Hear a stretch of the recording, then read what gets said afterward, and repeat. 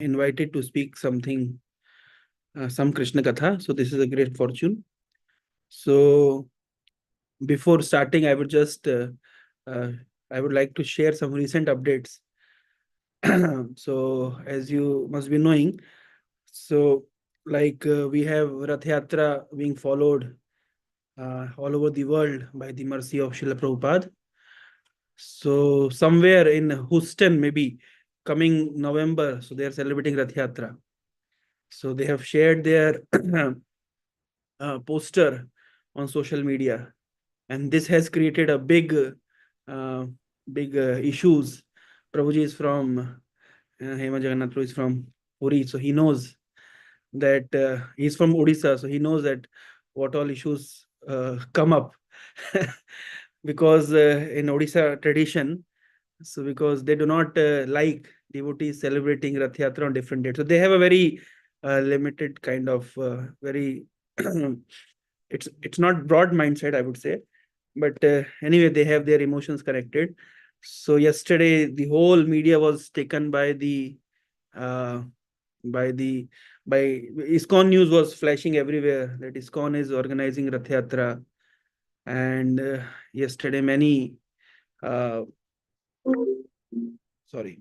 So yesterday many news reporters came and they wanted to take the bites of our communication people, and so like this is going. And today, in the newspaper, on the Sunday frontline newspaper, so they have posted ISKCON is again disobeying the Jagannath culture. So that's the current update. And today at Indian time 8:30 p.m. So we have a meeting with the Gajapati Maharaj of Puri on this matter.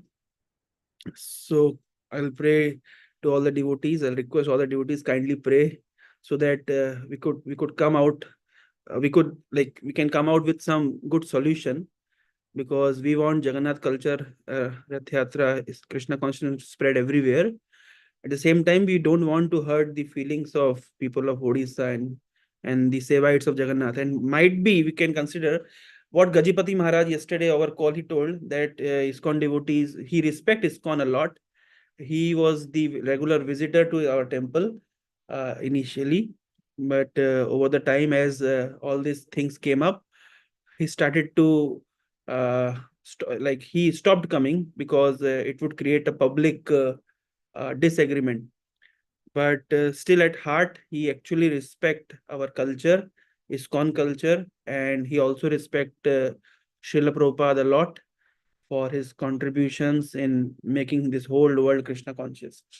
So yesterday over call, he requested that we should come up with some solution so that the people of Odisha should not get hurt. At the same time, Jagannath culture would spread. So we are trying to come up with a solution. Uh, we'll request Jagajpati Maharaj to request Honorable Prime Minister so that he can request the governments of different countries that you kindly take this matter, and you should ISKCON is doing such a nice work, and if it is possible, then we can come on at the same day. I don't know if it is possible or not, but we are trying to take this matter on international platform so that Rath Yatra could get the uh, like this will give a mileage to our ISKCON community, ISKCON preaching. So that is what we are expecting. So we also had discussion with the GBC chairman on this. So let's see what the outcome. So we request all the devotees to pray for the successful outcomes. But the good thing is that people are recognizing ISKCON's contribution in taking this Jagannath culture all over the world. So so that's the update. Recently, I was at Hyderabad, so we met Chinnajir Swami. He is the current Acharya of the Shi Sampradaya, and he is also very appreciative of ISKCON and Srila Prabhupada.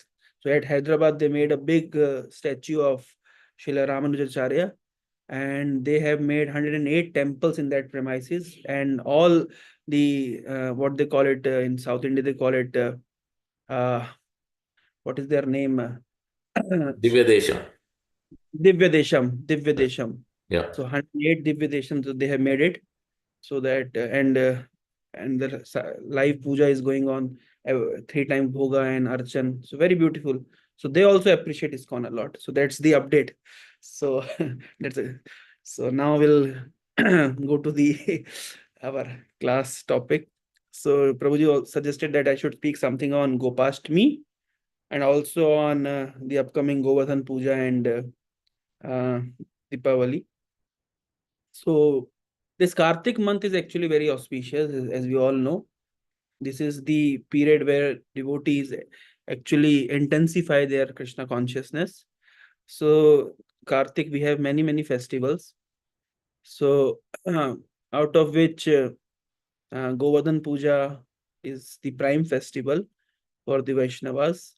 Also, uh, it's Bahula Ashtami or Ashtami Tithi. So Gopashtami and Bahula Ashtami. So during the waxing moon, it is Gopashtami, and waning moon, it's Bahula Ashtami. Two Ashtamis are very famous. So so as we all know, that month has two phases: the waning moon from Purnima to Amavasya, and from Amavasya to Purnima, the waxing moon. So both the Ashtamis are very special. Gopashtami will come after Diwali, and Bahula Ashtami came before Diwali. So I would try to cover both the Ashtamis because uh, there are certain connections in this regard. So this Bahula Ashtami, as we all know, there is a story in Srimad Bhagavatam that and other Puranas as well, and our Acharyas have quoted this. Srila Vishwanath Chakra Thakur has quoted in certain his Sara Darshani Tika the entire story of Bahula Ashtami. So there are two important pastimes that are connected with this Ashtami Tithi. One is there was a cow named Bahula, as we have seen in Little Krishna. We all must have seen it, and devotees must have narrated the story. I'll not go into that. So this cow, she was very dear to Lord Krishna. Once she confronted a tiger, and the tiger was about to eat the cow. Cow said, "Let me feed my calf, and I'll come back to you." So tiger actually faithfully the tiger actually uh, agreed, and then Bahula went, feed her calf, and the entire incidents were narrated to the Gopa who was taking care of that cow. The Gopa said that no, your cow, how can I allow you to get killed? Let me go and let tiger eat me. Calf said no, I am useless. I have no value. I am better. Let me die. Bahula said, no, I have given my words. So let me go. So then they decided all three of them went and confronted the tiger and said, and tiger was literally very happy because first of all, he was not expecting that anyone of like Bahula will return. But Bahula not only returned alone, she came with the calf and also the master, the Gopa. Gopa said, tiger, eat me. Calf said, eat me. Bahula said, eat me. So at that time, Krishna appeared, and Krishna actually told the tiger, just see how truthful the Bahula is. And if you will if you'll not kill Bahula, then I'll guarantee you that your fame will be spread. So that tiger became famous after that. Tiger agreed, and he became famous. So Krishna named that forest Bahulavan, and so this is the story of Bahula, the famous, the deer cow of Krishna. Bahula Ashtami is also famous as the appearance day of Radha Kund. Now here is the interesting point. Some devotees say that it is the appearance of Radha Kund, and other devotees say that it is the day when Lord Chaitanya Mahaprabhu actually discovered Radha Kund. As we all know, Chaitanya Mahaprabhu, during his visit to Mathura and Vrindavan, so at that time, whatever uh, places that we are actually seeing today are discovered, and they are uh, they're discovered by by Chaitanya Mahaprabhu or the followers of Chaitanya Mahaprabhu. So so this the Gaudiya Vaishnava Acharyas, sorry. The Gaudiya Vaishnava Acharyas have actually discovered the true Vrindavan as we know. Like so Chaitanya Mahaprabhu during his visit to Mathura Vrindavan, so there was a paddy field, and that paddy field there was two ponds, small ponds. So Chaitanya Mahaprabhu actually recognized that this is uh, Radha Kund and Shyam Kund. And then later on, Raghunath Das Goswami actually developed Radha Kund and Shyam Kund. And we can see the Shyam Kund is quite square in shape or rectangular in shape, while Radha Kund is a kind of pentagonal type of shape. The reason is when Raghunath Das Goswami was actually excavating that was the place which was discovered by Sri Chaitanya Mahaprabhu. When Raghunath Das Goswami was actually excavating and developing that place under his guidance, that place was being developed. So at that time, the Pandavas appeared in the dream of Srila Raghunath Das Goswami and informed that we are eternally present. We are standing here on the banks of Radhakund because this is how we are performing our Braja Bhakti. So kindly do not cut us. So then Raghunath Das Goswami instructed that kindly don't cut that 5 trees. So as a result of that, the shape of Radhakund is not rectangular or square. It is kind of pentagonal shape, not regular. So when we see the aerial view of Radhakund and Shyamkund, so we can observe this. So this is how Radhakund was actually developed by Srila Raghunath Das Goswami and his followers. This is how the entire Braja was actually rediscovered. There is a book written by OBL Kapoor, The Goswamis of Vrindavan. So he mentions that OBL Kapoor is the disciple of Srila Bhakti Siddhanta Saraswati Thakur and a good friend of Srila Prabhupada.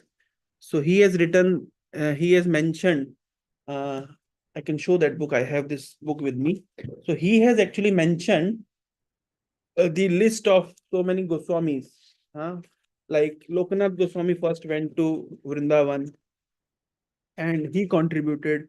Later Sanatan Goswami, Rupa Goswami went. Then Raghunath Bhatt Goswami joined. Prabodhananda Saraswati joined. Gopal Bhatt Goswami joined. Raghunath Das Goswami joined.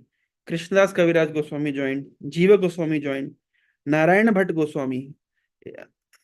For Narayan Bhatt Goswami, what presently the Barsana, the Ladli Lal Vigraha, it was discovered by Narayan Bhatt Goswami.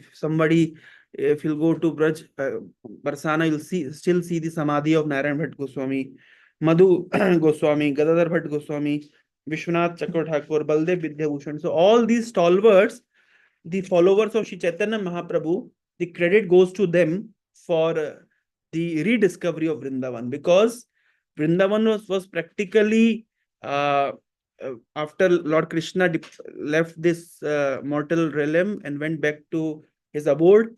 Vajranav actually installed deities at different places, and the pastimes places were practically forgotten for so many thousands of years, around 3,000-4,000 years. And then later on, the attack of Mughals, and that was also problematic. The Vrindavan was practically forgotten, kind of. Nobody knew what all places are there in Vrindavan. And later on, Chaitanya Mahaprabhu, he was the first person. Later on, by his instruction, Sanatan Goswami, Rupa Goswami, and other Goswamis, they went there and they actually rediscovered the places of Vrindavan and developed it. The major instruction that was given to Sanatan Goswami was, the 3 instructions were: number 1, rediscovery of Vrindavan. He should find out the sites of Lord Krishna's pastime. Second was he was to write the books on Krishna consciousness. And third was to perform his bhajan. So this is how that was the instruction received by Srila Sanatan Goswami. Similar instructions were received by Srila Bhaktivinoda Thakur. So Bhaktivinoda Thakur is called 7th Goswami because his activities are also same as that of these 6 Goswamis, writing books and rediscovery of Mayapur. So this is how it came up. So Radha Kund and Shyam Kund. So we all know this story. This story is very relevant for our us ISKCON devotees. Why? I'll just trying to connect. Radha Kund, how it came. As we all know, there was a demon called Arishtasur. So this demon Arishtasur. So what was special about Arishtasur? Arishtasur came in the form of a bull. So now he was not a bull, he was a demon. But then he came in a form of bull and or a male cow. So Krishna killed Arishtasur, and when Krishna killed Arishtasur, at that time Srimati Radharani mocked Krishna, telling Krishna, you have supported a demon. Oh, sorry, you have killed a cow, killed someone from cow family. That means you are indirectly or directly you are a cow killer. So therefore, you must go to uh, all the pilgrimage sites, all the tirthas, take bath, and this is how you will get purified. Then Krishna actually made a pond and asked all the tirthas to appear there. And following the instructions of Lord Krishna, all the tirthas appeared, and Krishna took bath. And then Krishna told Radharani, because you have taken a side of a demon, so therefore you are equally sinful. You have accumulated sins. So now you must also get purified. So why don't you get purified in my kunda? So Radharani said, no, we'll not get purified in your kunda because your kunda is already impure. So better we'll make our own kunda and we'll get purified. So Radharani made her own kunda, but she was not able to fill it. Then Krishna instructed all the rivers, all the water from all the holy tirthas, and they actually requested Radharani to receive their service. Radharani was pleased by their prayers, and they all actually served Srimati Radharani by accumulating into her kunda. And then Radharani took bath. So this is how Radha Kund came up. And Krishna says that Radharani, this kunda is most dear to me. Just like you are most dear to me, this kunda is most dear to me. And our Gaudiya Vaishnava Acharyas have commented that Radha Kund is filled with the love for Krishna, Radharani's love for Krishna in a liquid form. So it is not water, rather it is love for Krishna. Now, interestingly, as we all know, Srila Bhaktivinoda Thakur has written a book called Chaitanya Shikhamrita. In that Chaitanya Shikshamrita, he has mentioned that different demons in Braja, they represent the different anarthas within our heart. They represent the different anarthas that are dwelling within our heart. So now what is this Arishtasur signifying? What is exactly this Arishtasur? Can somebody say? Which this demon Arishtasur represent which anartha of our heart?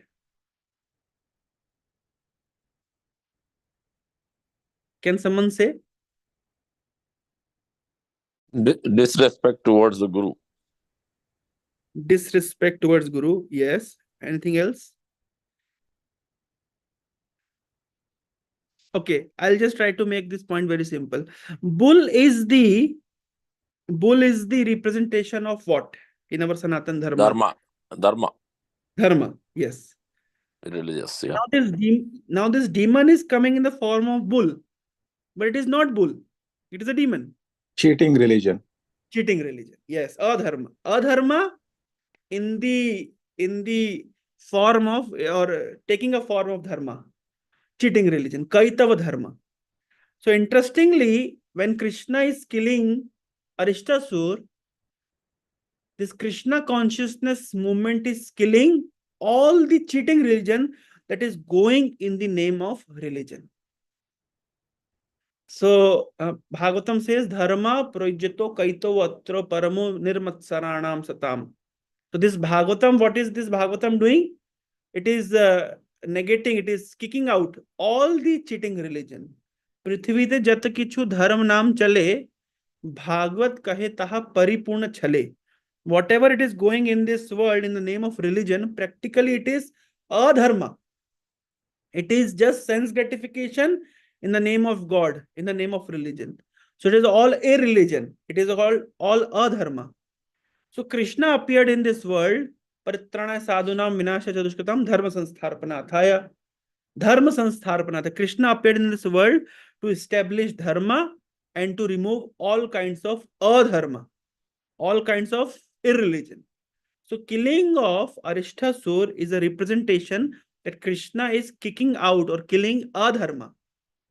Similarly, this Krishna consciousness movement is the Lord Krishna. Prabhupada writes somewhere in his books that Lord Krishna has appeared in this world in Kali Yuga in the form of this Krishna consciousness movement. So Krishna killing Arishtasur and Krishna consciousness movement killing the irreligious doctrines, irreligious philosophies going in the name of religion. Now, interestingly, just removing irreligion is not sufficient. Then Dharma Samstharpanatha is also important. So after the Arishtasur was killed, Radhakund was established. We can see the sequence. Similarly, when Krishna is saying Sarva Dharman Parityajya, when people say that Bhagavad Gita is a dharmic literature. But what kind of dharmic literature it is? Where Krishna is saying Sarva Dharman Parityajya. Interestingly, Krishna is not saying Sarva Adharman Parityajya. Krishna is saying Sarva Dharman Parityajya. Why Krishna is saying Sarva Dharman Parityajya? Because, like last time also we discussed, mundane religion versus transcendental religion. Aparodharma versus parodharma. Aparodharma and parodharma. So Krishna is saying give up all kind of aparodharma or give up all the activities of sense gratification that is being continued in the name of dharma. It is because it is all irreligion. It is just kam. Atmendra priti vancha tare boli kam. Krishnendra priti ichha dhare prem nam. So whatever religion it is going in the world, it is nothing but sense gratification. Atmendra priti vancha. People are following religious activities for promotion to heavenly planet, for getting good life in this world. So it's all based on sense gratification. Therefore, it is called cheating religion because it is cheating in the name of religion. It is all sense gratification, either gross or subtle. So when Krishna is kicking out irreligion, means it is kicking out all the doctrines that are prevalent in this world in the name of religion. And then he is establishing Radhakunda. So the sequence is that religion is destroyed, Arishtasur is killed, and Radhakund is established. Similarly, Krishna consciousness movement is not only killing all the irreligious doctrines, but also establishing the Sadharma. Sadharma Sanstapako. And interestingly, Radhakund is the same place where Srila Bhakti Siddhanta Saraswati Thakur instructed Srila Prabhupada that whenever you get money, you print books. So Radhakund is the place where Srila Prabhupada has actually received the direct instruction of printing books. So his books are not only killing all the irreligious doctrines, his books are not only killing the Arishtasur, but also establishing the highest dharma. And what is that highest dharma? It is Braja Bhakti. Krishna is indirectly hinting in his famous shloka, Sarva Dharman Patajya Mam Ekam Sharanam Braja. Braja means you go in my Sharan, but also it means Braja means Braja Bhakti. So directly or indirectly, Krishna is establishing Braja Bhakti. So similarly, Srila Prabhupada's literature, it is not only killing the irreligious doctrines, but also establishing the Braja Bhakti. So that is the significance of Radhakund and Shyamkund in our ISKCON movement, because that is the place where actually Srila Prabhupada has started his Brihat Mridanga. Srila Prabhupada called book distribution as Brihat Mridanga. Srila Bhakti Thakur called it as Brihat Mridanga because Mridanga sound can be heard up to some extent, but Brihat Mridanga can be heard all over the world. So that's the important point that we need to understand in connection with Bahulashtami. So it is mentioned in Hari Bhakti Vilas that whoever takes bath on the day of eighth day of waning moon in month of Kartik in Radhakund, so pleases it, that pleases the Lord. So that is how it has been mentioned at many places. So this is the uh, importance of Radhakund and Shamkund specifically for ISKCON devotees. Now coming to the Govardhan Puja part. So this is the after Ashtami Tithi, then there will be Navami, Dashmi, Ekadashi. Tomorrow is Ekadashi here in India. Then Dwadashi, Triyadashi, Chaturdashi, and then it will come Amavasya. Amavasya is Deepavali. And next day of Deepavali is Govardhan Puja. We all know that Govardhan Puja, the story we all know. I'll just try to take little bit as Proji has suggested. Then we'll go to Gopashtami. Now Govardhan Puja, so how it actually started, Krishna was actually residing. There is a place, as we all know, it is in the border of present Vrindavan and Mathura, where this famous pastime of Dvija Patni, Krishna's friend, were feeling hungry, and Krishna sent. Actually, friends told Krishna that we are feeling hungry. So what should we do? So Krishna said, okay, you go to the Dvijas, the Brahmanas, those are performing yajna there. And the friends went there and told that we are feeling hungry. Kindly give us some rice. So Bhat, and that place is known as Bhatond. It is in Vrindavan. Devotees must have visited there. And there is a famous temple of Bhatond Vihari where Bhat means rice. So Krishna told the Gopas to collect some rice from the Brahmanas. But Brahmanas were so engaged, so busy in performing their yajna, in sacrifice, that they could not give, that they didn't want it to get disturbed, and they didn't want it to give anything to the Gopas. So Gopas, the friends of Krishna, went to Krishna Balram and told that the Brahmana is not giving, and we are feeling very hungry. What to do? Krishna said, okay, you go to the Dvija Patnis, the Brahman Patnis. So the Gopas went to Dvija Patnis, and when Dvija Patnis got to know that Krishna Balram, they are here and they are feeling hungry, so whatever they cooked for Lord Krishna, whatever they cooked for yajna, for sacrifice, they brought it for Lord Krishna and his Gop Sakha, Gopa friends. So Krishna relished the food that was prepared by Dvijapatni. And when Krishna told Dvijapatni, now you can kindly go back to your home. So Dvijapatni is told that, see Krishna, because we have disobeyed our husbands, they'll not accept us anymore. So what to do now? So Krishna at that time declared that when I accept someone, then there is no one in this world who can reject them. So Krishna said, because I have accepted you, your husbands will also accept you. And not only they'll accept you with utmost respect and gratitude. So when the Dvija Patnis went back, at that moment, Brahmanas realized that, just see, we are caught up in this yajna karma, and we became so busy in this yajna karma that we forgot that this Sakshat Yajna Purusha has come here to take our service. So, but our wives, they are so fortunate that not only they recognize the position of Lord Shri Krishna as Yajna Purusha, whatever they cooked, they offered it to the Lord and pleased the Lord. So because of this attitude, because of this incident, the Brahmanas, they became very respectful towards their wives, because their wives were so fortunate that they could get the direct darshan of Lord Shri Krishna. Although Brahmanas could also have gone and begged forgiveness from Lord Krishna, but they didn't do it because of the fear of Kamsa. Because if Kamsa will get to know that these Brahmanas are meeting Krishna and worshipping Krishna, so he could create a big trouble for them. So therefore, they didn't went.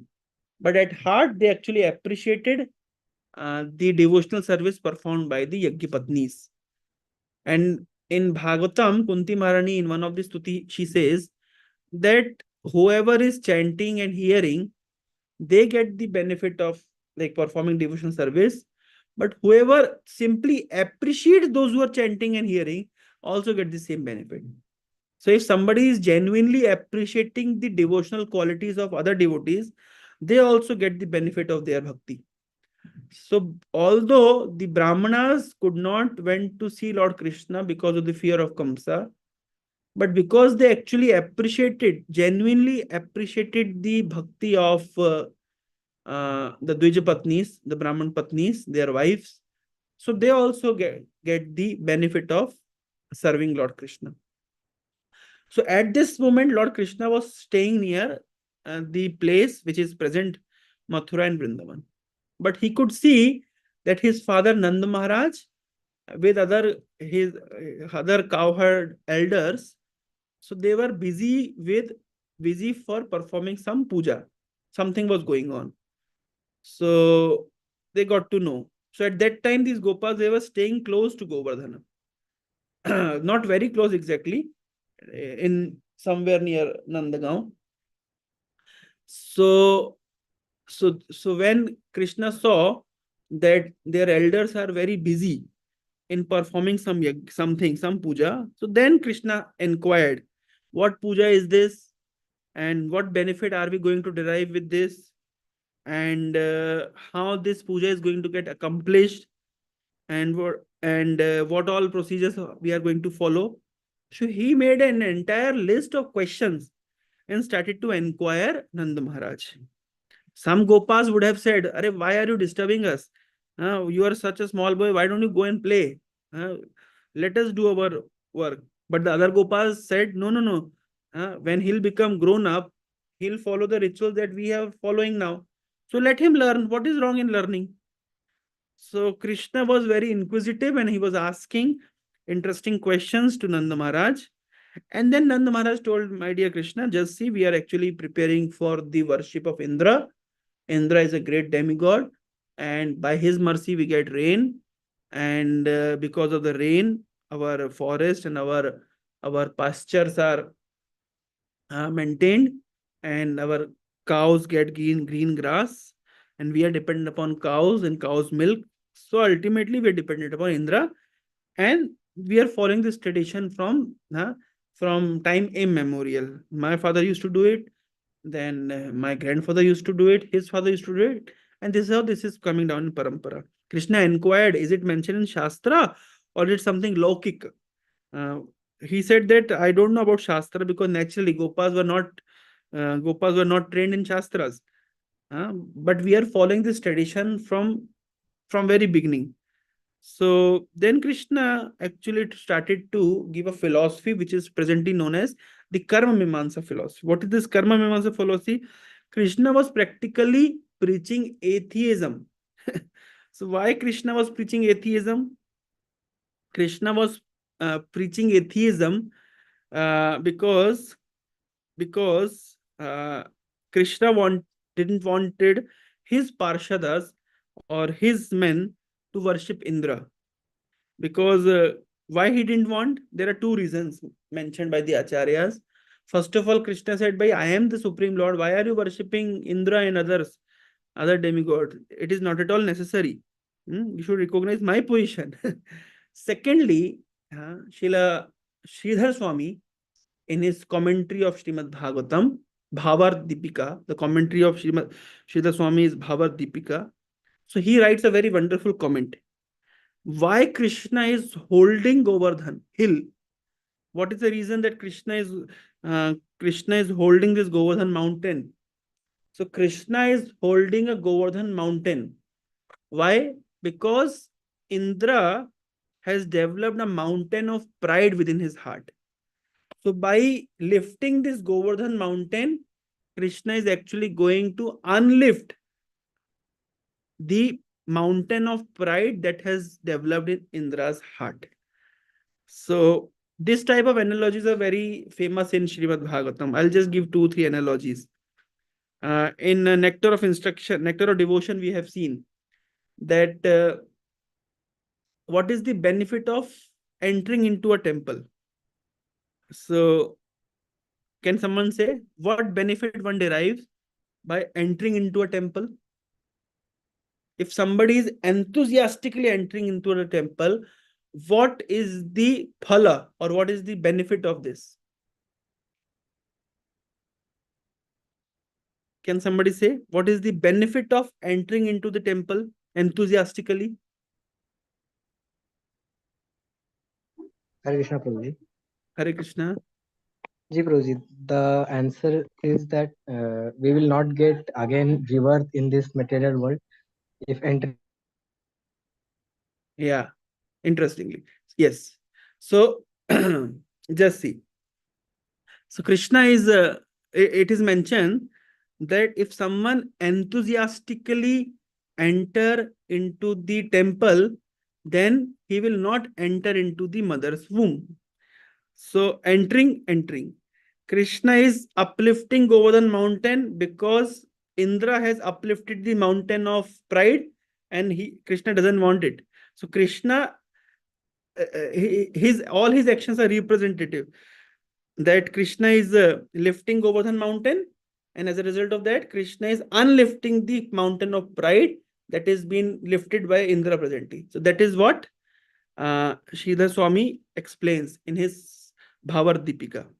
So that was the reason. So Krishna gave the Karma Mimamsa philosophy. Krishna told that why do you consider that Indra gives rain? So Gopas were answerless. This is what we have heard, that Indra gives rain. See, he said, Krishna told that, see, Indra doesn't do anything. Because if you say Indra is giving rain, then Indra must not be God, or Indra must not be a demigod, or Indra is not a very intelligent person. Why he is not intelligent person? He is not intelligent person because why he is reigning over oceans and seas? It has full of rain. It is full of water. So ocean and seas are filled with water. Then why Indra is reigning over there over them? And there are deserts which actually require water. Indra is not raining on them. So, so what is the? So this is how we can see that Indra is not very intelligent demigod. Even if he's a demigod, then where is his intelligence? Because if he was an intelligent demigod, he could have understood this, that wherever rain is required, and he said that, see, mountain top. So it is Indra is reigning over mountain top. Who is worshipping over mountain top? On mountain top, there are no there are no devotees of Indra, but still Indra is reigning over mountain tops. So this is how actually Krishna was speaking the atheistic philosophy. This is how people say. Then Krishna said, only work is worship. There is no God other than work. So Krishna himself is God. Krishna in Bhagavad Gita is saying, and I am God. And here in this section of Srimad Bhagavatam, Krishna is preaching the entire opposite concept, that there is no God. And if there is some God, then that God is kind of whatever karma we are performing, we are getting the result. What more he is giving? What more that demigod is giving? It is by our karma that we are getting good results or bad results. Then what God will do in this case? So this entire philosophy is called Karma Mimamsa or Purva Mimamsa. And that is being preached by Jaimini Rishi in the Vedas. So there is a section of the Vedas called Karma Mimamsa. And it is all atheism. People talk this very much. People, when we go out and preach them, they say that there is no God, everything is karma. So this is how Krishna was preaching. And then Krishna started to narrate the glories of Govardhan. That Govardhan is, if at all we need to worship someone, let us worship Govardhan. So this is how Krishna very intelligently changed the mind of the Gopas. Now there are 2-3 things we need to understand. Number one, whatever Krishna was speaking, is it true? Is it correct?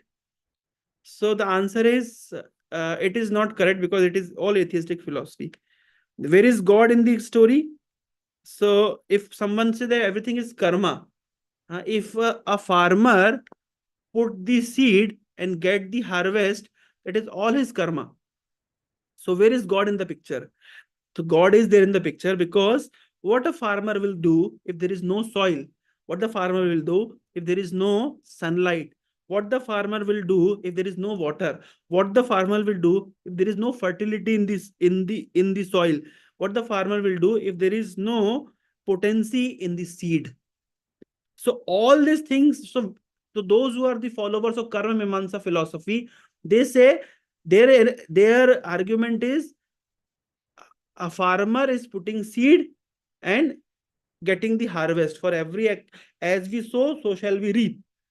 So there is no God in the picture. But Bhagavatam later on explains that there is God in the picture because farmer is neither independent, the impetus he derives from the Lord, the intelligence he derives from the Lord, the resources he derived from the Lord, and by the permutation combination of everything, and his farmer's contribution is just a small percentage. And this is how the entire karma is formed.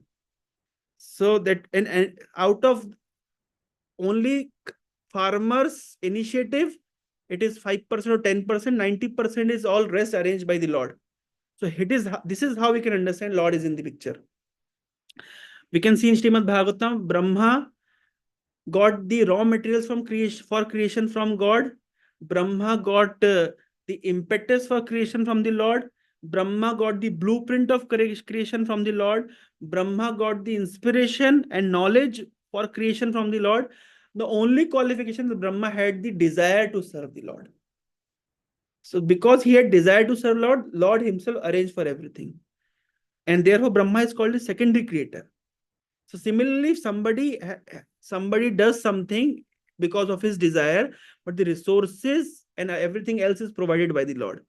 The followers of Karma Mimamsa philosophy, that philosophy, Krishna is saying in Bhagavad Gita that everything comes from me, aham sarvasva prabhu. That means atheistic philosophy is also coming from him. And in this section of Srimad Bhagavatam, in the Govardhan Puja section, Krishna is preaching the atheistic philosophy that there is no God, everything is karma. But the fact is, there is God, and God is maintaining and doing 90% of things. 10% is being done by the jiva. But the followers of Karma Mimamsa philosophy, they forget to do it. And later on, we know that Krishna, actually, when Indra became angry, Krishna lifted the Govardhan mountain.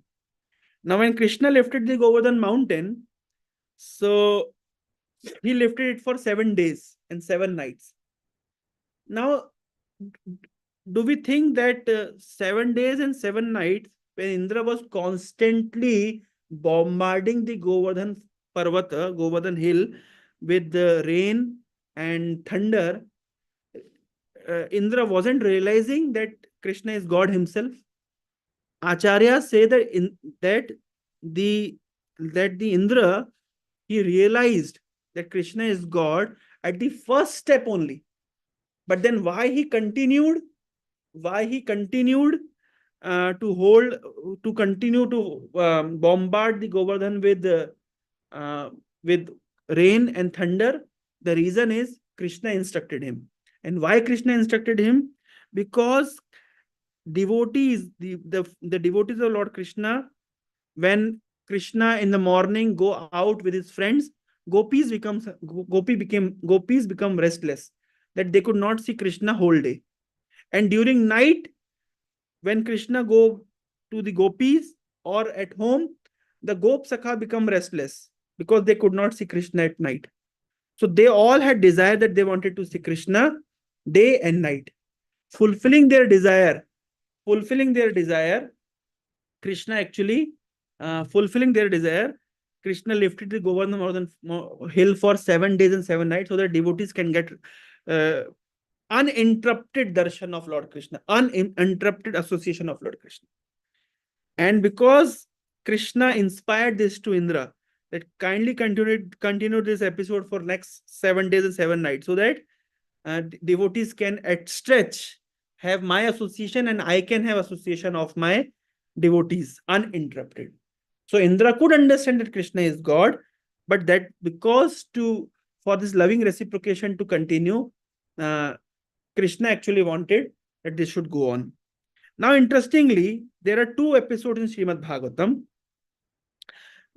in which, like Indra and Brahma. So Indra wanted to kill the Brajvasis. It was the it was the most serious crime that one could do. Indra actually told Samvatsara, the clouds, that you should kill each and every Brajvasi. And you should not kill Nanda Maharaj, because let Nanda Maharaj see that each and every Brajvasi is being killed because of their ill decision, bad decision. And then later on you kill Nanda Maharaj. That was the instruction given by Indra. So this was it was the most heinous crime he could ever think of. On the contrary, Brahma, what crime he committed? He simply made his Krishna's Gopa friends sleep down, and he actually put them to another realm so that Krishna could not find him. So in both the episodes, Indra and Brahma's crime were not heinous.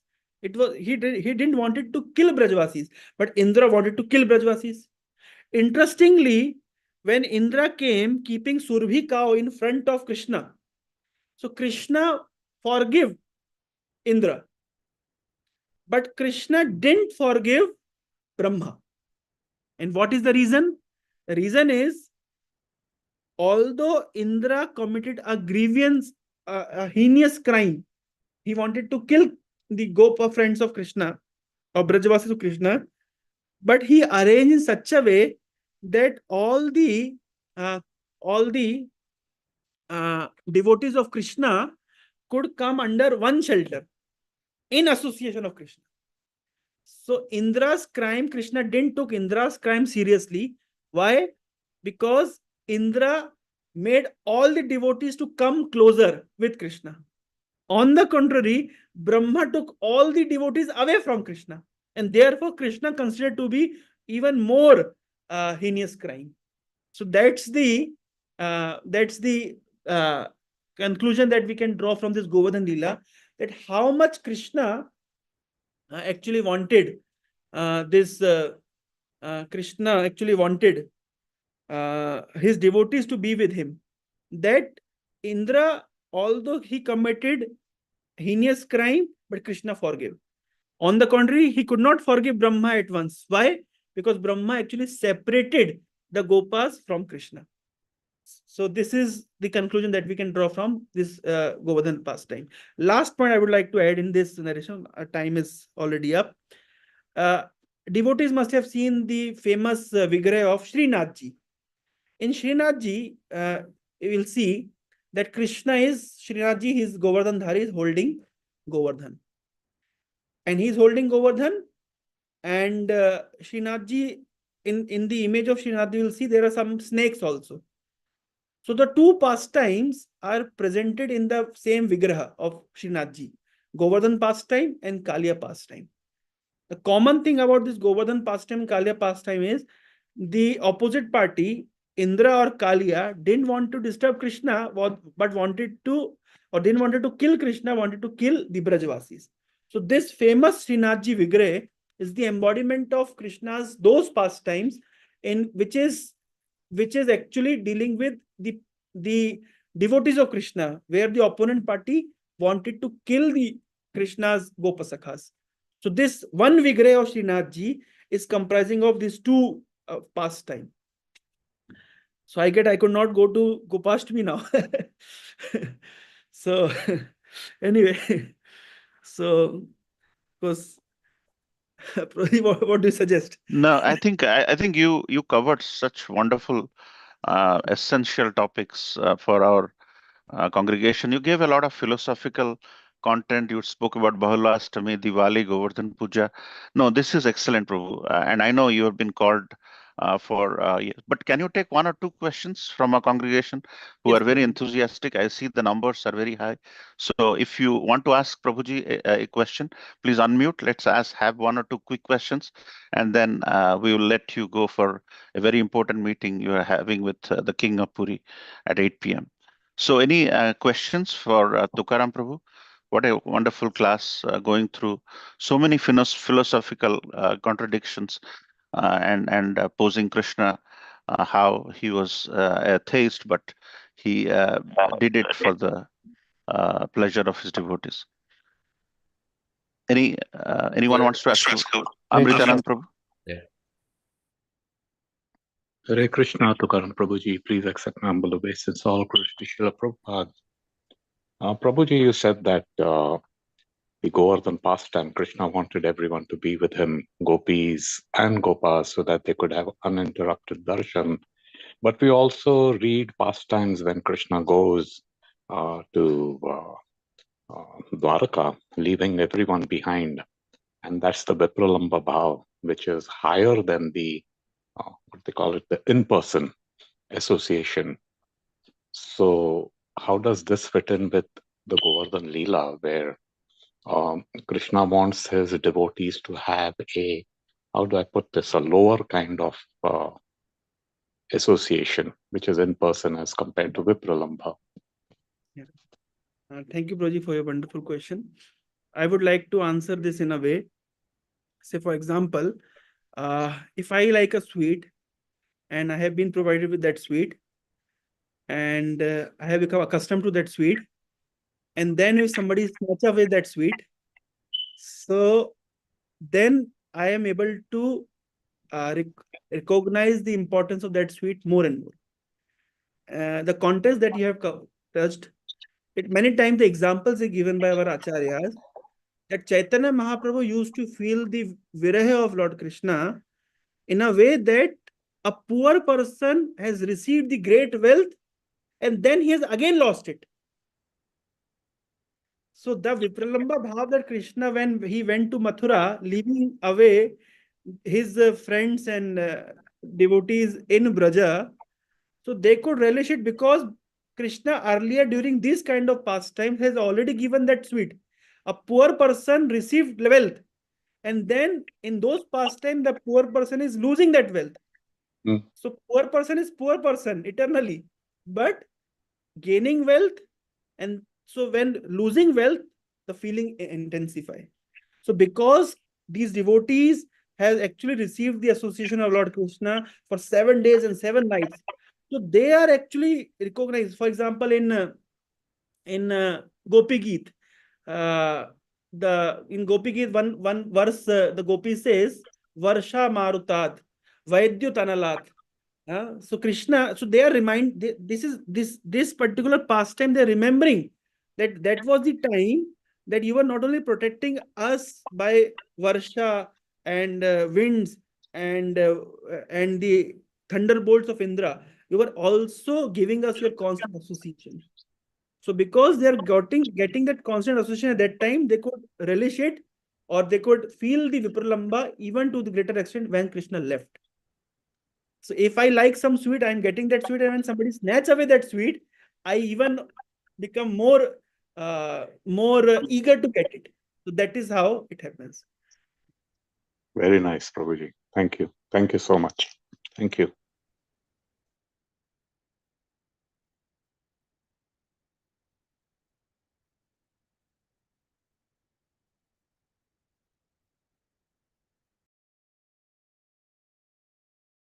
Any other devotees or questions? Hare Krishna, Prabhuji. Right, And let's come with it. yeah, Hare Krishna. Prabhuji, I like one point was really like interesting, I can say, like when a person is entering into the temple very enthusiastically, and then what happens? So I didn't know that before. But now if the situation is like that, a person likes only going to temple and nothing else in the outside world, like he wants to quit everything and just want to go to the temple or do all the temple things, what situation is that? Fortunate situation.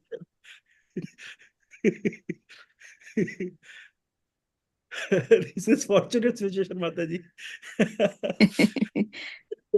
It's a good one. Yesterday, my mother called me. She said that what happened to your father? Whole day is spending in temple. He's not coming at home at all. So, Very fortunate. so not sure if it's good or bad. Then our duty is like in some preaching, it's like, no, you took this responsibility. This is your duty. So we are like a pendulum hanging back and forth. But I really like that point. Person is entering into the Point, temple. I can just speak a line for this particular point. Bhagavatam, there are Shruti Phals given in each chapter. At the end of each chapter, there are Shruti Phal that if you read certain section of Bhagavatam or you will hear certain section of Bhagavatam, what phal, what fruit we are going to get. So interestingly, there is in the Gajendra Moksha Leela, in the 8th canto, the Shruti Phal is that one will not get bad dreams. So I was very curious that how can bad dreams is connected with this pastime. The Shruti Phal of Gajendra Moksha is you will not get bad dreams.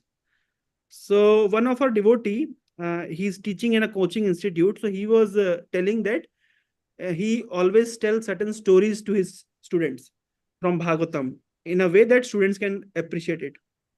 So he told that he spoke this Gajendra Moksha Leela to his students in a coaching institute. And then he told that he named that particular story because he used to give some kind of interesting names to the pastime so that students become eager to hear. So he gave the name A Picnic Turned into a Nightmare. And then and students become curious, what is that picnic turned into nightmare? So then he started to narrate the story of Gajendra because Gajendra with family went to a picnic and then his whole picnic became a nightmare. So just see, then I could connect, oh, picnic turned into nightmare. And the Shruti Phal is that if you listen to this Gajendra Moksha, you'll not get bad dreams. So this is Yes. so each and every pastime of in Bhagavatam, so these things are connected. When devotees discuss among themselves, so then they come out with the subtle points. So that devotee, when he told me, then I could understand. Oh my God, I was just finding out. I was looking for it. That what is this bad dreams has to do with Gajendra Moksha? But this is how it came out. So similarly, if somebody is entering into temple with great enthusiasm, somebody is performing devotional service with great enthusiasm, then his enthusiasm will naturally decrease in the material world. But of course, as a matter of responsibility, one is to continue. And Bhagavatam, I will not take time. Bhagavatam, Prahlad Maharaj say that Grihastas, what is the difference between the Vairagya of Grihastas and Vairagya of Brahmacharis or Sannyasis? So the only difference is the Vairagya of Brahmachari is visible. This cloth is visible. But for the Vairagya of Grihastha, it must be Raktavat. Raktavat means you cannot see blood. But the any moment you will just simply put a blade, the blood will come. Similarly, outwardly, Grihastha should not look as if they are Vairagis, but the Vairagya should flow into their veins. So that is what Prahlad Maharaj says in the 7th canto. Thank you. Thank you so much, Prabhuji. Thank you. Wonderful Hare answer. Krishna. Hare Krishna. Hare Krishna. So I think we'll end here unless we have a final question. It's already beyond 9 for us. So let's thank you, Prabhuji. But we should also recognize the weather reasons why Rath Yatra is held at certain time. New Zealand, Australia during Ashada Shukla Paksha is snowing, and Houston is 120 degrees in July. So, but Srila Prabhupada, when he did Rath Yatra on 9th of July, 1967. We tried to press upon, although we know that seeing in the light that Jagannath wanted his glories to expand. So that is where Jagannath Rath Yatra will be recognized internationally in that sense. Governments will start to recognize. That is what our expectation is. So, yeah. So thank you so much, Prabhu. We want to welcome you again and again. Your philosophical relations and contradictions are really very exciting. So we want to hear from you again and again. So let's thank Prabhu before he goes for this important meeting from the bottom of our heart with a loud Haribo. Haribo. Haribo. Haribo. Haribo. Haribo. Thank you so much. Thank you very much, Prabhu. Thank you, Prabhu. Thank you, Prabhuji. Thank you. Wonderful. Thank you, Prabhuji. Thank you. Announcements, Prabhu? Yeah. So please join for Sunday feast program today evening. Tomorrow is Rama Ekadasi, fasting from grains and beans. And Thursday is Diwali. And Friday is Govardhan Puja. These are the actual days. We'll be celebrating on Sunday, November 3rd, 5 to 9 p.m. So please bring various items, fruits, sweets, and sabjis and whatnot for the offering of Giraj Govardhan ki jai. On Friday, I think most likely we'll have program with Govardhan Parikrama, Govardhan Shla, but we will post accordingly in the WhatsApp group. So those are the upcoming events. Prabhupada's appearance day is coming, and Uttan Ekadasi is coming up. Every week we have very important days. Gopashtami is, I think, Saturday or Sunday. I think Saturday, next Saturday. I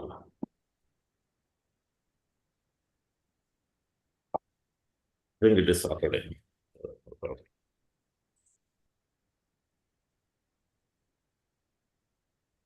Gopashtami is Saturday, correct. November 9th, Saturday is Gopashtami. November 5th, Tuesday is Prabhupada's disappearance day. November 12th, Tuesday is Gaur Kishore Das Baba's disappearance day, and Uttan Ekadasi, very important day. And Kartik is ending on November 15th. 12th to 15 is also very important. Every day is important. Somehow we should execute with enthusiasm. If anybody would like to do the Damodar program at their home, please contact one of us so that we can facilitate on behalf of Sri Prabhupada or Guru Varga. Okay, with that we'll conclude. Thank you very much. If you have any questions to bring offerings, please contact Prem Sir or Radhika Mataji or one of us. Padaruvascha kripa sindhu vaivacha patitanam pavanebhyo vaishnavibhyo namo Vaishnavandaki. Thank you, Prabhu. Thank you, Thank Haribo. you, Hare Krishna.